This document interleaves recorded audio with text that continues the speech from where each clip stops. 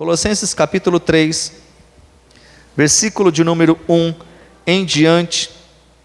Vamos ler a palavra do Senhor, que diz assim: portanto, se já ressuscitastes com Cristo, buscai as coisas que são de cima, onde Cristo está assentado à destra de Deus. Pensai nas coisas que são de cima, e não nas que são da terra, porque já estáis mortos, e a vossa vida está escondida com Cristo em Deus. Quando Cristo, que é a nossa vida, se manifestar, então também vós vos manifestareis com Ele em glória. Mortificai, pois, os vossos membros que estão sobre a terra: a prostituição, a impureza, o apetite desordenado, a vil concupiscência e a avareza, que é a idolatria, pelas quais coisas vem a ira de Deus sobre os filhos da desobediência, nas quais também em outro tempo andastes, quando vivieis nelas. Até aqui. Ore a Deus junto comigo. Pai, obrigado pela Tua palavra que nós acabamos de ler. Eu quero, junto com a Tua igreja aqui, meditar na Sagrada Escritura. Fala conosco, Senhor. Ensina-nos, abra-nos os ouvidos espirituais, não só o físico, mas para que tenhamos então um discernimento de tudo aquilo que o Senhor tem para nós e quer nos ensinar. É para a Tua glória, Senhor. Nós estamos na Tua dependência. Espírito Santo, nós precisamos do Senhor, em nome de Jesus, amém, amém. Meus irmãos, eu acho linda a carta que Paulo escreve aos Colossenses, porque ela tem tantos ensinos de forma profunda.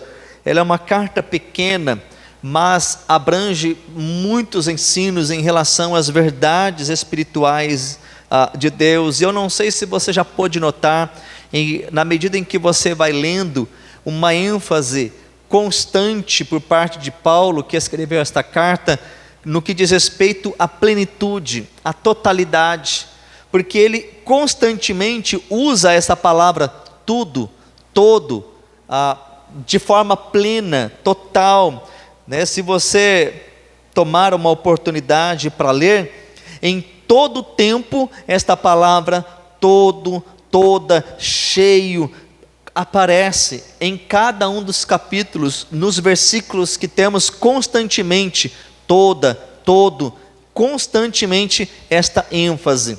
E é justamente isso que eu chamo a sua atenção, porque o Senhor quer que nós tenhamos uma vida com Ele de forma plena. Deus quer que você e eu venhamos viver um cristianismo não parcial, não um cristianismo no que diz respeito a uma vida meramente nominal, quando talvez alguém possa dizer que é um cristão, mas a sua vida não condiz com o que ele diz ser. Em outras palavras, ele diz ser um cristão, um evangélico, qual o termo que venha a se usar, protestante, mas o seu testemunho não é condizente com isso. Ou seja, lá no local de trabalho, a sua vida não dá testemunho de alguém que diz ter Jesus.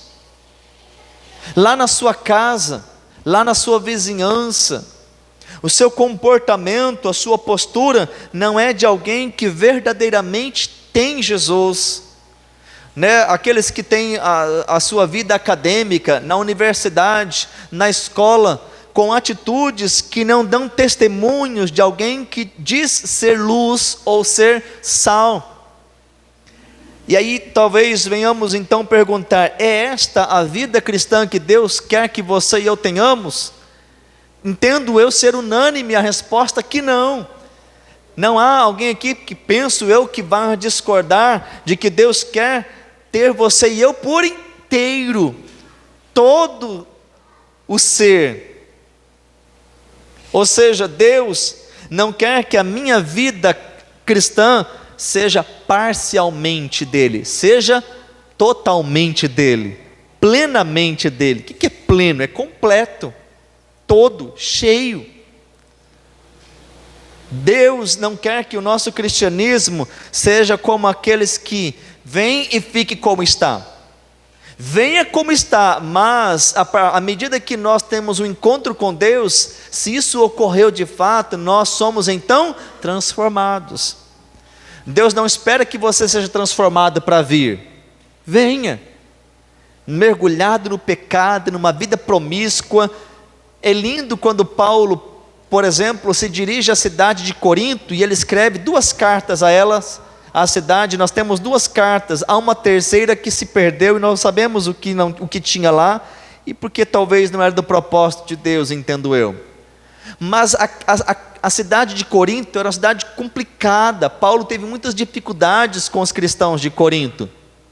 E ele mesmo vai dizer: olha, outrora vocês eram isso, aquilo, vocês são ex-prostitutos, ex-caluniadores, ex-salteadores, aqueles que estavam envolvidos com ocultismo, mas agora vocês foram alcançados, vocês foram transformados.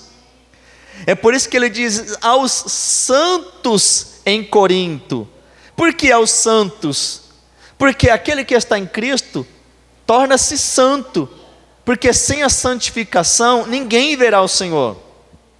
E às vezes tem pessoa que acha errado: santo eu? Não, eu sou falho, queridos. O cristão, ele tem que ser santo. O ser santo não diz respeito a alguém que é perfeito, porque ninguém é perfeito.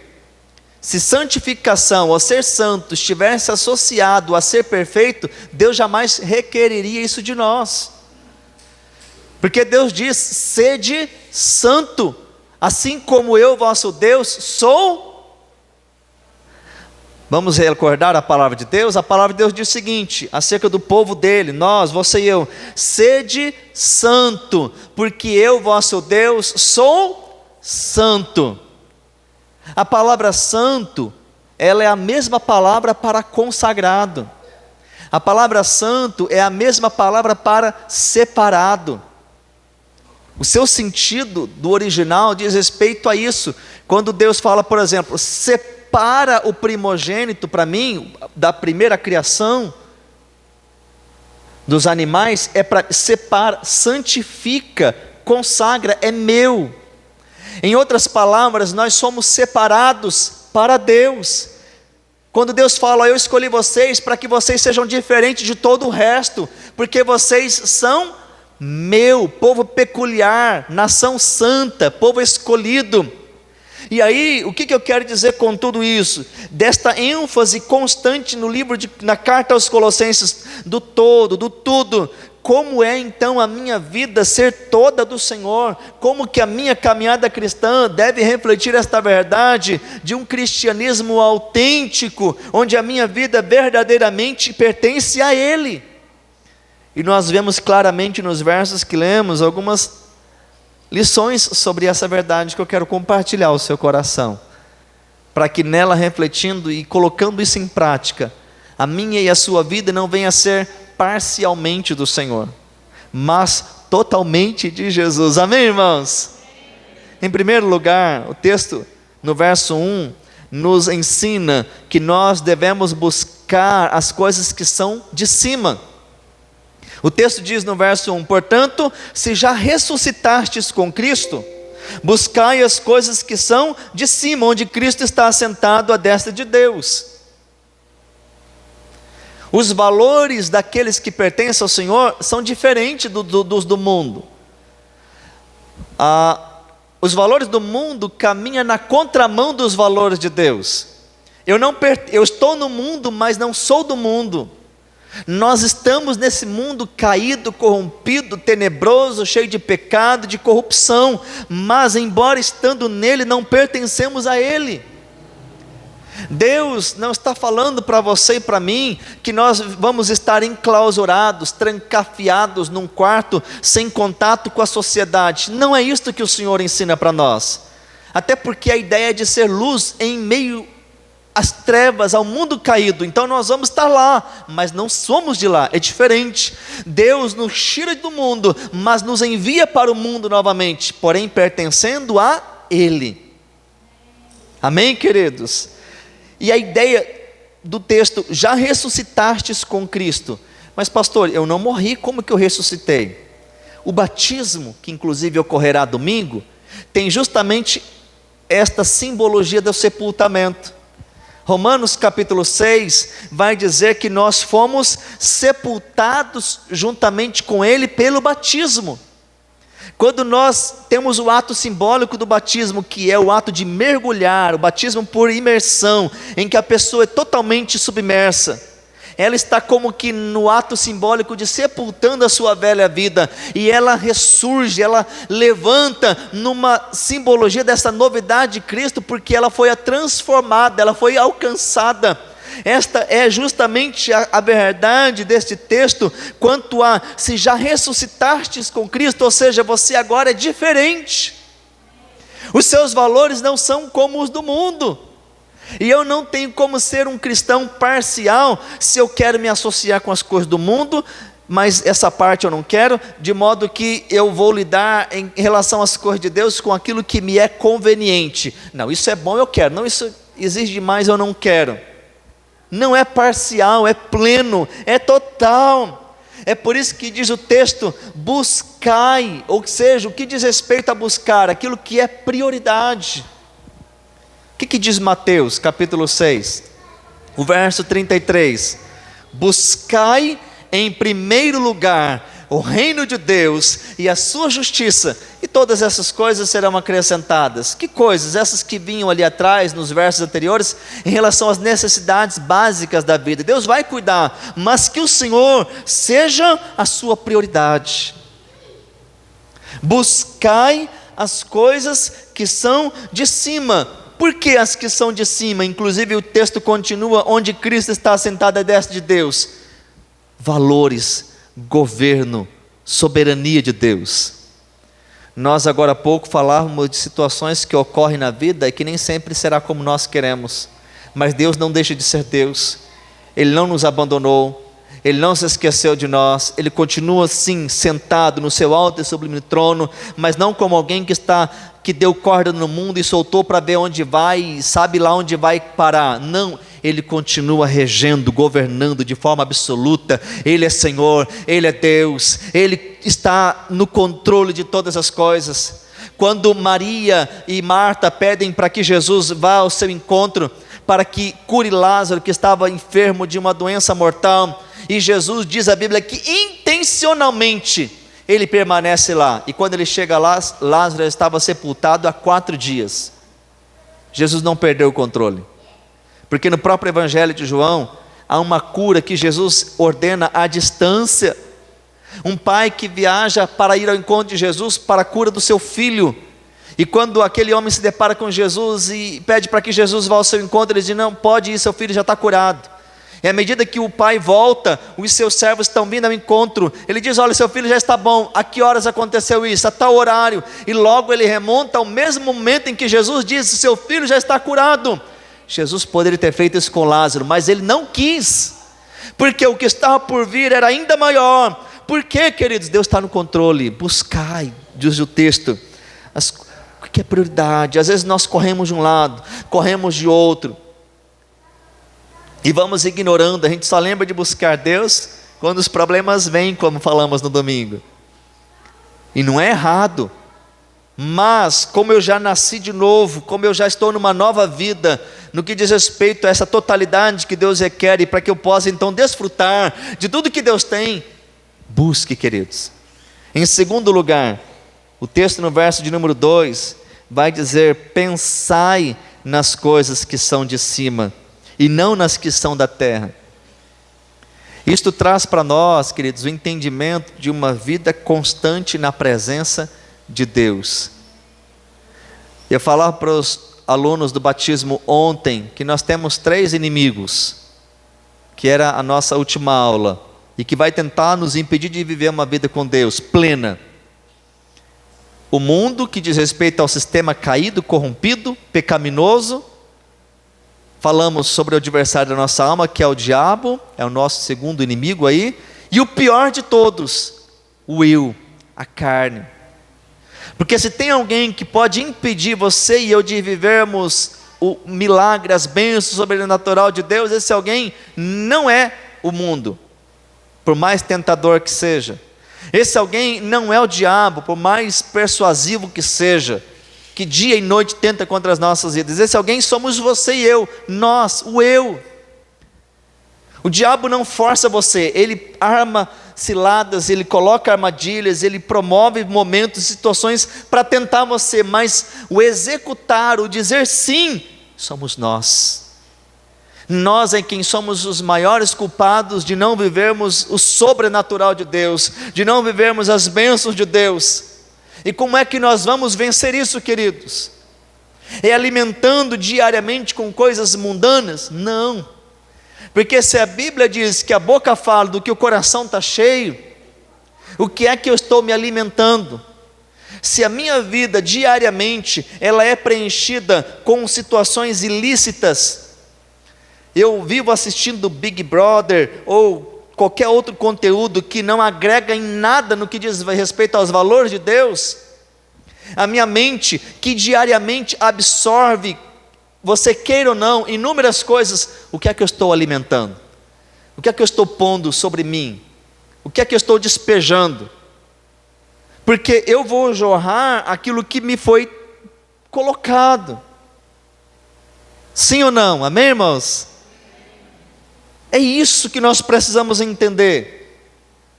A Bíblia diz que a candeia do corpo são os olhos, de modo que se os teus olhos forem maus, todo o teu corpo será tenebroso.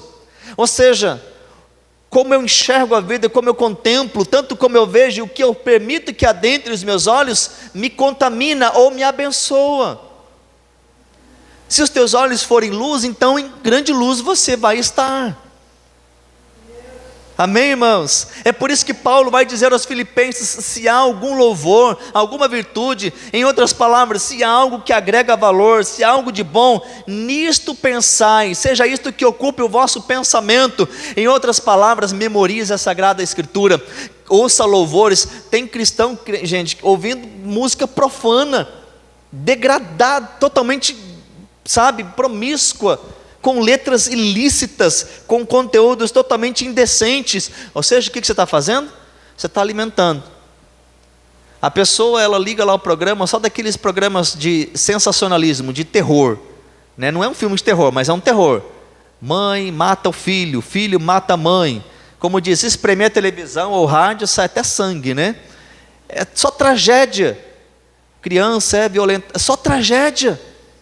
Aí ele vai absorvendo aquilo, medo, insegurança, esse mundo não dá para viver, e ele vive aprisionado, porque o seu pensamento tão somente foi alimentado com conteúdos que o promove o medo. Mas agora quando eu corro para a palavra de Deus, eu tenho palavra de esperança, eu tenho palavra de vitória, eu tenho palavra de ânimo, eu tenho palavra de que Ele está comigo, eu tenho palavra de que Ele vai voltar para me buscar, eu tenho palavra que eu vou para o céu, eu tenho palavra que eu sou mais que vitorioso, eu estou enchido, eu estou cheio, eu estou sendo cheio, eu estou sendo alimentado com a palavra de Deus, eu estou ocupando o pensamento, de modo que o mundo não tem lugar, eu estou andando plenamente na presença dEle.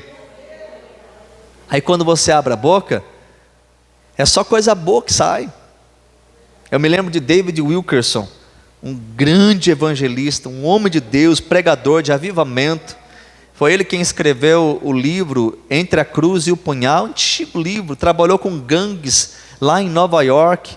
Ele que inclusive ganha para Cristo um dos líderes da gangue chamado Nick, que inclusive escreve o livro Nick, Foge Nick, né? Foge Nick, Foge. E ele que ia justamente no líder, porque o líder exercia uma grande influência. Ele certo dia, né, pregando o evangelho, batendo na porta desse líder de gangue, falou: olha, eu vou matar você, eu vou cortar você, eu vou espedaçar você. E ele diz: olha, ainda que você me corte, né, pedaços do meu corpo ainda vão continuar proclamando: Jesus te ama, Jesus te ama. Acerca de John Bunyan, que escreveu O Peregrino, um homem de Deus, de oração, acerca dele dizia que o seu sangue fluía versículos da palavra. Se cortasse e jorrasse sangue do seu braço, jorraria versículos, porque era alguém que se alimentava da palavra de Deus. do que nós temos nos alimentado. O salmista Davi e outros salmos justamente falam: olha, eu me alimento, Senhor, da tua palavra de dia e de noite, eu te busco de dia e de noite, constantemente. Hoje nós temos acesso a uma era informatizada com tanto conteúdo, coisas que não prestam, mas coisas boas. Você tem à sua disposição conteúdos gratuitos para que você possa diariamente ser abençoado, ser alimentado. E aquilo ir edificando, agregando, abençoando a sua vida, para que isso nos leve a ter uma vida plena na presença de Deus, uma vida que faça diferença nesse mundo caído, nesse mundo corrompido. Mas parece que muitas vezes as pessoas que olham para nós já não veem diferença, não sabe se é crente, se não é. Aliás, ficam até surpresos quando fala: você, cristão? Não, queridos, Deus quer que você e eu sejamos sal, sejamos luz, e isto só é possível em uma vida plena na presença de Deus. Em último lugar, para encerrarmos, como é que nós vamos poder ser totalmente do Senhor e viver plenamente em Cristo Jesus? Como é que Jesus vai ter tudo de nós? E nós então estamos aqui refletindo que devemos buscá-lo, que devemos pensar. É diferente, é um homem de Deus, ele exala o bom perfume de Jesus, ele é diferente. E qual é o terceiro ensino, que está inclusive no versículo de número 5? Mortificai os vossos membros que estão sobre a terra. Veja bem, o versículo 1, buscai, o versículo 2, pensai, e o versículo 5, mortificai. Não é porque você e eu fomos batizados que nós estamos isentos de problemas, de tentações. Tem às vezes jovem que diz: não vejo a hora de casar porque aí eu estou livre dos problemas da tentação sexual. Você que pensa, casal também tem tentação, não é à toa que está cheio de divórcio por aí. As tentações, queridos, elas são constantes nas nossas. O próprio Cristo passou por tentação. Mas o que diz respeito a mortificai? E Paulo também nos dá inúmeras lições sobre isso na carta aos Romanos. Não é porque nós fomos batizados, porque tenhamos lá 15, 30, 50 anos de vida com Deus, que você está isento de problemas, de lutas. É uma constante luta. Porque mortificai os vossos membros, o corpo que está sobre a terra. E aí ele traz algumas listas de pecados: prostituição, impureza, apetite desordenado, vil concupiscência, avareza, idolatria e tantas outras coisas sobre as quais vem a ira de Deus. Porque aquele que se constitui amigo do mundo, constitui-se também inimigo de Deus, diz a palavra do Senhor. Paulo ele vai dizer, queridos: eu esmurro meu corpo, eu o reduzo à escravidão, para que eu mesmo, não pregando aos outros, não venha eu mesmo ser desqualificado, reprovado. Que terrível, queridos, naquele dia, gente que diz ter vivenciado, até pregado, proclamado, sejamos reprovados. Meu Deus, misericórdia. Eu quero, você também quer, creio eu, todos nós queremos ouvir o soar da última trombeta, para quando o Senhor buscar a sua igreja, ou se não neste sentido, quando partimos para a eternidade por motivo de morte, estejamos preparados para a glória do Senhor, totalmente nele, totalmente para Ele. Mortificai. O que é mortificai? Porque a carne grita, queridos. Nós somos propensos a pecar. A natureza pecaminosa que está em nós, mesmo tendo sido batizados, mesmo tendo sido salvos, já alcançados por Jesus, ela luta. Gálatas capítulo 5 diz que há uma luta, o espírito contra a carne contra o espírito, para que um não faça a vontade do outro. Aí Paulo vai dizer: andai em espírito e não cumprireis a concupiscência da carne. É viver nele, andando nele, é com ele, mortificando, você declarando: eu não te aceito, você não tem poder sobre a minha vida. Mortifique, queridos. E aí é justamente a ideia: quanto mais com Deus nós estamos, mais dele nós teremos, e mais graça nós teremos para que isso seja aplicado em nossas vidas. Se a frase dita: ou este livro te afasta do pecado, a Bíblia afastará você do pecado, ou o pecado afastará você da Bíblia, que é uma verdade. Se não colocarmos em prática a nossa vida com Ele, o pecado vai reinar com facilidade, porque você já tem uma inclinação natural para isso. É por isso que a gente vai buscar constantemente. Nós estamos buscando, estamos pensando. Se diz aí o ditado: mente vazia, oficina do diabo. Então você vai encher com coisas boas, e aquilo vai ajudar você a mortificar, a negar. Se você anda com quem não quer nada com Deus, há uma probabilidade muito grande de você ser influenciado para fazer o que não presta. Agora, se você anda com gente que ora, com pessoa que quer buscar Deus, você vai ser motivado. Leia a biografia de homens de Deus para você ver. Você, meu Deus, eu não faço nada, eu preciso fazer alguma coisa. Porque aquilo te motiva, aquilo te incentiva a buscar mais e mais e mais, porque Deus nos quer por inteiro, Deus nos quer por completo. Deus não vai tomar conta só da sua vida espiritual no sentido da palavra.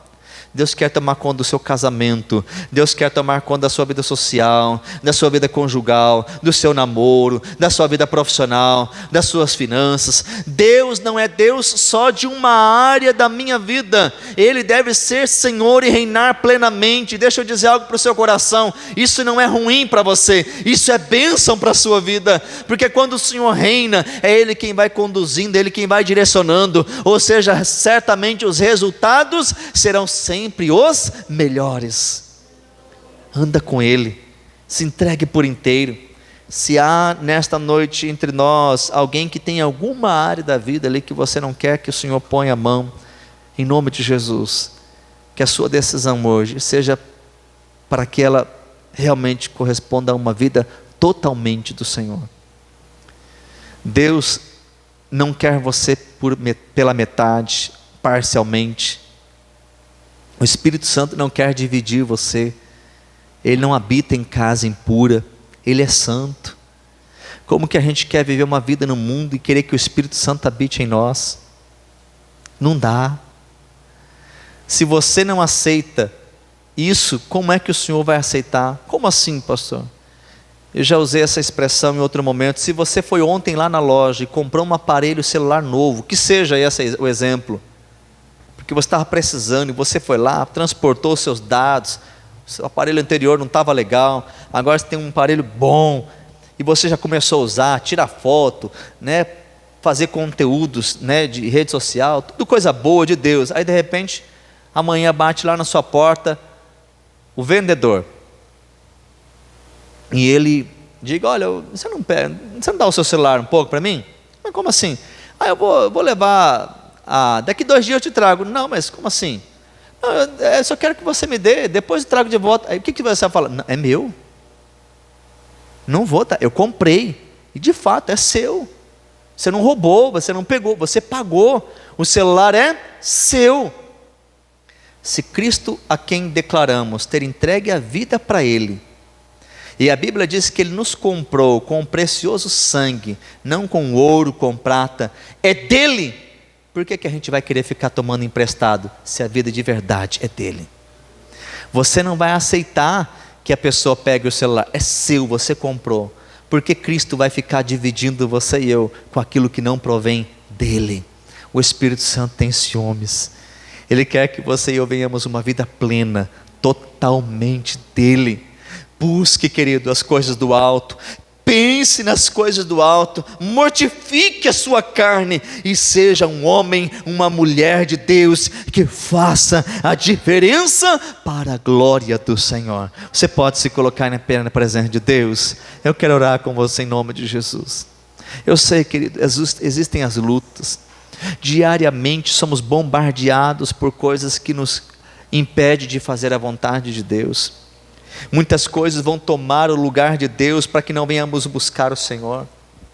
Muitas coisas vão querer ocupar a nossa mente para que ela não seja de fato abençoada com a palavra de Deus. O inimigo vai lançar dos seus dardos inflamados. É daí que a gente tem que revestir da armadura de Deus, como por exemplo o capacete da salvação.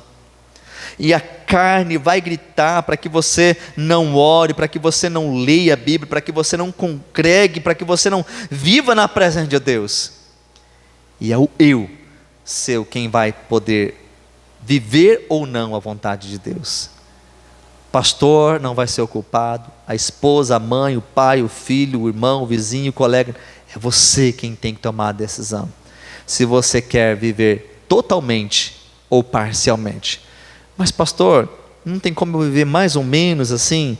Deixa eu dizer algo para o seu coração. O mais ou menos, Deus não aceita. O nosso Deus, que se entregou por inteiro, Ele nos quer por inteiro. Deus não exige nada de nós que Ele já não tenha dado muito maior, que foi o seu próprio Filho por nós. E não pense que o exigir tudo de nós é algo que você é muito. Não, porque tudo que você e eu viermos a fazer em nada se compara. Eu não estou dizendo pelo que Ele vai fazer, pelo que Ele está fazendo. Eu digo pelo que Ele já fez. Mas Ele já fez, Ele continua fazendo e continuará fazendo, porque Ele nos ama.